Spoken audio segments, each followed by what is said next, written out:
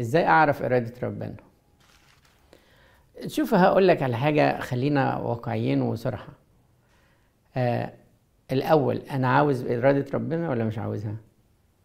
راضي بيها ولا لا؟ لان ساعات يبقى اقول ايه، انا عاوز ارادة ربنا في حالة انها ماشية مع ارادتي. صحيح ما بقولهاش يعني ببقي، لكن جوايا كده. او يا رب، لتكن مشيئتك، بس يا ريت تكون، بس يا ريت تكون كذا كذا. الله، يعني قدامي 3 بنات وهتجوز واحدة فيهم، والتلاتة حلوين قوي، او 3 ولاد، والتلاتة ايه، كيوت، عضلات، تمام التمام. شوف يا رب، انا ماليش اختيار خالص يا رب، لتكن مشيئتك، اختار لي انت. بس عارف فلان ده، انا شايف ده احسن واحد فيهم، ده اللي انا عاوزه فعلا اكمل معاه. لكن طبعا لتكن مشيئتك، بس اصل التاني مناخيره كبيره شويه، واصل الواد التالت اقرع. شوف يا رب، فانت اختار لي واحد يعني برضو اصحى الصبح الاقي وش حلو قدامي. وتفضل تحط 100 عذر وعذر، لانك عاوز اراده ربنا، بس يا ريت تبقى مع ارادتك. يعني ما ينفعش، ما ينفعش. لازم ترمي نفسك في ايدين يسوع، لازم ترمي نفسك في ايدين ربنا، وهو اللي يقرر مستقبلك. في حاجات كتيرة جدا انت ما بتبقاش عارفها. انت عارف المستقبل؟ عارفة الولد اللي انت هتختاريه ده هيكمل معاكي ولا لا؟ عارفة ان هو هيطلع كويس ولا لا؟ شكلا كويس، شكلا بتاع كنيسة، بس انت عارفة ان هو فعلا ربنا مالي قلبه قوي ولا لا؟ هيبقى حنين عليكي ولا لا؟ هيحب الفلوس اكتر منك ولا لا؟ هل هيبقى بخيل ولا لا؟ هل هيبقى جنتلمان معاكي ولا لا؟ كل الاسئله دي صدقيني ما تعرفيها، صدقيني ما هتعرفيها. يعني خلي بالك، بيقابلك كم مره؟ مرات قليله قوي. بيبين كل الجنتله بتاعته. يعني دايما تلاقي الناس اللي عايشين لاف ستوري كده في الخطوبه، او ما قبل الخطوبه، عايشين احلام ورديه، وعايشين تايتانيك كده. بس تيجي بعد الجواز تلاقي الدنيا اتشقلبت خالص، مش هي دي. انا مش بخوفك من الجواز، لا. في ناس كتيرة قوي طلبت إرادة ربنا، وفي ناس كتيرة أمنت بعمل ربنا، والناس دي فعلا ربنا رد عليهم وقال لهم إرادتي هي كده. ما انساش أبدا بنت قابلتها، وكنا بنتكلم على إرادة ربنا بره، في بلد في أمريكا. والبنت دي جت قالت لي بعد المحاضرة، أبونا أنا مخطوبة لواحد من ولاية تانية، والحقيقة بحبه أوي، هو إنسان كويس أوي. أنا بتمنى أتجوزه، لكن اللي بتمناه أكتر إن يكون من إيد ربنا، وإن ربنا يكون موافق عليه، وإن يكون دي الإرادة الإلهية إن أنا أتجوز هذا الإنسان. لو ربنا مش رايد، ولو هو مش من إيد ربنا، أنا مش عاوزاه. فقول لي أعمل إيه؟ هل ممكن تصلي معايا عشان ربنا يوضح لي؟ قلت لها نصلي، ولو حصل حاجة انت مالكيش يد فيها خالص، سببت ان انتوا تسيبوا بعض، يبقى دي إرادة ربنا. اوكي؟ قالت لي ماشي. قالت لي ولو ربنا اداك اي علامة قدسك، يعني اديني خبر وانا هسيبه يا ابونا، حتى لو قبل الجواز بساعة هسيبه. انا عاوزاه يبقى من ايد ربنا، وعاوزة دي تكون فعلا هي الإرادة الإلهية ليا، ان انا اتجوز هذا الانسان. واتلف الايام واروح بعد سنة الكنيسة دي، وسألت عليها ما كانتش موجودة. فالمهم عقبال ما جت كنت انا بدأت المحاضرة، ودي قاعدة في الكنيسة من ورا، وعمالة تعيط عياط هستيري. صعبت عليا خالص. بعد ما خلصت قلت لها مالك يا حبيبي بتعيطي ليه؟ قالت لي عشان سألت عليا. نعم، طب ما انا لازم اسأل عليك. قالت لا، انت مش سألت عليا عشان تقول لي اسيبه؟ قلت لها لا خالص. قالت لي انا افتكرت انت سألت عليا عشان تقولي لي اسيبه. لو قلت لي ان ربنا قال اسيبه هسيبه يا ابونا. انا بؤمن جدا جدا ان ربنا يسوع هيبعت لي علامة ليا انا او لقدسك، وانا هنفذها. اللي هيقوله ربنا هعمله. صحيح بحبه، صحيح مرتبطة بيه، لكن اللي ربنا يختاره لي انا اللي هوافق عليه، لان انا مش عارفة ايه المستقبل. وجت مرة تانية بعديها حاجة 6 شهور ولا 8 شهور، لقيتها بتكلمني وبتوشوشني: ابونا everything is okay، كل حاجة كويسة، انت فعلا مرتاح للفكرة وانت بتصلي؟ قلت لها جدا جدا انا مرتاح وبصلي وفرحان وربنا يتمم لك بخير. انا ما شفتوش، لكن الفكرة نفسها كل ما اصلي من اجلها الاقيني مرتاح. وانتي اخبارك ايه؟ قالت لي انا مرتاحة وفرحانة، بس برضو لو يسوع قال اسيبه هسيبه. على فكرة يا ابونا، انا لبست فستان الفرح دلوقتي انا بكلمك وانا بقيس الفستان علشان اشوف يسوع عاوز ايه. عجبني ايمان البنت دي جدا، انها لغاية يوم الفرح بتقول ارادتك فين يا رب، انت عاوز ايه مني؟ اللي عاوز ربنا يخش معاه في ارادة حقيقية يبقى هو ده الانسان اللي هيشوف ارادة ربنا. اللي بيقول لربنا نص ونص وقلبه مش تمام قوي مع ربنا، فربنا ممكن يقول له ما تدخلنيش، انت ليك حاجات معينة، فخلاص اللي انت عاوزه اعمله. وساعات ربنا بجد بيقول اللي انت عاوزه اعمله، لان هيدخل ليه. خلي بالك ربنا خلقنا على يعني عندنا حرية زيه، عندنا حرية في الإرادة، نختار أي حاجة. حتى لو ما اخترناش ربنا نفسه هيقول أوكي. يعني أنت الملحد ولا الغير المؤمن ده هو مش عاوز يؤمن بربنا، ربنا بيقول له ماله حبيبي، دي حاجة بتاعتك. عاوز تكمل معايا وتخش السماء، أهلا وسهلا بيك. عاوز تمشي بعيد عني وتروح في الحتة اللي تريحك، أنت حر، بس تحمل الكونسيكونس أو التبعات اللي أنت الحاجات اللي أنت بتعملها. فعشان كده احنا لازم نتعلم نقول له، وهو ربنا علمنا كده في الصلاة الربانية: لتكن مشيئتك كما في السماء كذلك على الأرض. نمشي مشيئة ربنا في حياتنا. وهنا يجي سؤال مهم تاني، والسؤال برضو ما حد سأله: هو ممكن أطلب علامات من ربنا؟ ممكن تطلب علامات من ربنا، بس في ناس بتقول ما ينفعش علامة من ربنا خالص. ما اقدرش اقول كده، لان في الكتاب المقدس في واحد طلب علامة من ربنا، جدعون، وكان ده من القضاة اللي ربنا باركهم وخلاه يقود الشعب كله. جدعون كان ايمانه نص ونص زي كده، فراح طلب من ربنا علامات. قال له يا رب اديني علامة، ومش علامة بقى، علامة واثنين وثلاثة هتلاقوهم في سفر القضاة. والعلامات دي يعني انا لو مكان ربنا هزهق بصراحة يعني، لكن ربنا ما زهقش وقعد معاه يكمل معاه.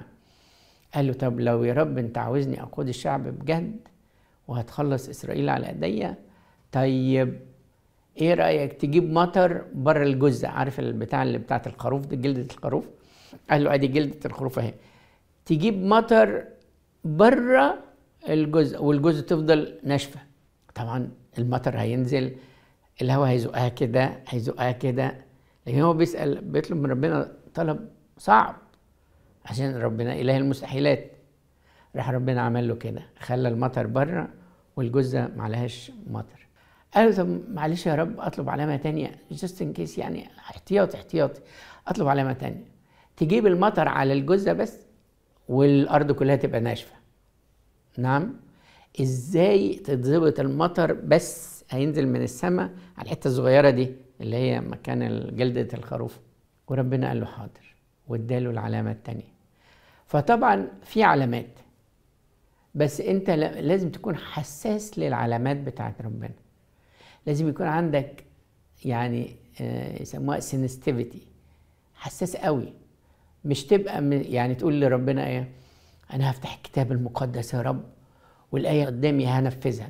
تفتح الآية تلاقيها مش جاية على هواك قوي، طب يا رب مرة تانية، تفتح مرة تانية، اصل برضو يا رب الآية دي مش فاهمها قوي، خليها المرة الثالثة. دي كلها علامات، يعني انت كده طلعت بره موضوع العلامة.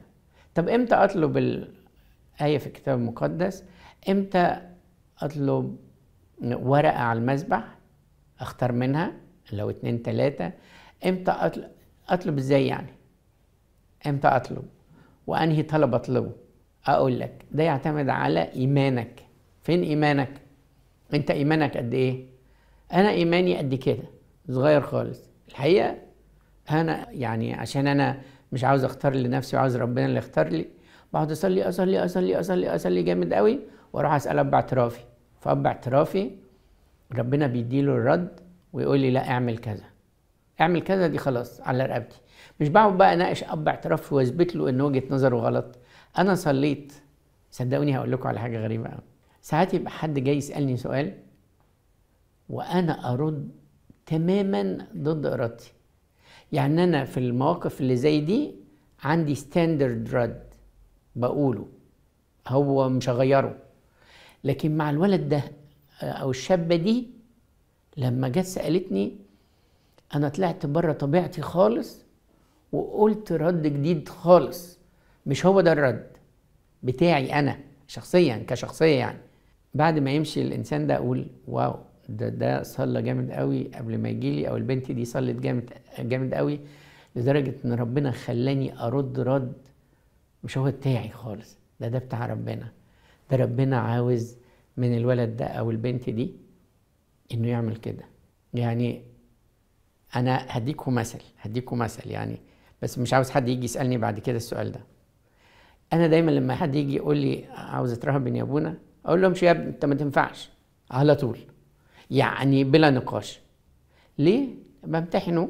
ممكن تقول بمتحنه، ممكن تقول لو انا قلت له كده وهو قال خلاص بقى يبقى ربنا مش عاوزني اترهبن ويروح يتجوز، يبقى فعلا هو مش بتاع رهبنه، اللجاجه في الطلب مش موجود كده يعني. فانا دايما ارد كده. في واحد من الاباء اللي انا بحبهم خالص، مترهبن بقاله سنين طويله، لسه مقابلني وقال لي انت عارف انا اترهبنت ليه؟ قلت له ليه؟ قال لي انا جيت وقعدت اخبط على الباب، انا كان نفسي اترهبن بس قلت ربنا يبعت لي الاجابه على لسانك، وانا صليت كتير قوي، ولما جيت لقيتك متوحد وقافل على نفسك، فقعدت اخبط على الباب بدموع ومستني اي رد. فرحت انت رديت من جوه وقلت لي يا ابني اللي هتعمله روح اعمله بسرعه. رحت اترهبنت على طول، لان ربنا انا كنت مصلي جامد قوي. طبعا حتى اللي انا قلته له او معرفش قلته له ليه وازاي، بس هو ربنا اداله الرد اللي هو عاوزه لان هو صلى جامد وبلجاجه. فانا لو عندي ايمان قد كده هروح اسال اب اعترافي وهصلي جامد واب اعترافي هديه. لو انا عندي ايمان اقوى واعلى هفتح الكتاب المقدس ايه هتساعدني. انتوا عارفين حكايه العلامات دي بنستعملها في انتخاب البابا. يعني احنا بنسال ربنا ادينا علامه، مين فيهم دول؟ يعني مين في الثلاثه اللي متقدمين انت راضي بيه؟ علامه. الرسل عملوا كده، ارقوا القرعه فوقعت علامه ياس الرسول 12، فهو برضو علامه، طلبوا ربنا علامه من ربنا. فممكن نطلب علامات، بس المهم تبقى زي ما قلت لك تبقى حساس في العلامه شويه.